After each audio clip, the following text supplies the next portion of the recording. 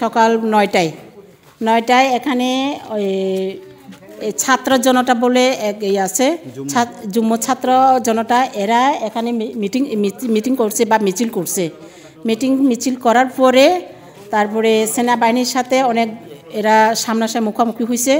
তারপরে সেনাবাহিনীর সাথে মুখোমুখি হবার পরে এরা ওই সেনাবাহিনীরা তারপরে ওই যে কি বলে বাজার পার্টি, এরা আসার পরে ওই ছেলেদেরকে গুলি করছে।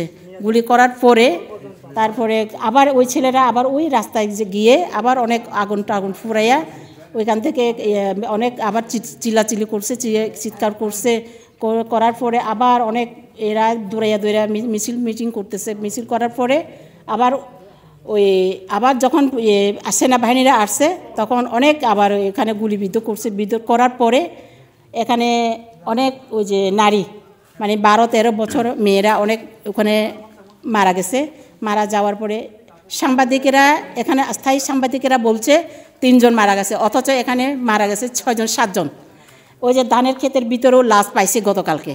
এগুলা কোনো আমাদের নিউজের মধ্যে তোলাও হয় নাই, প্রকাশও হয় নাই।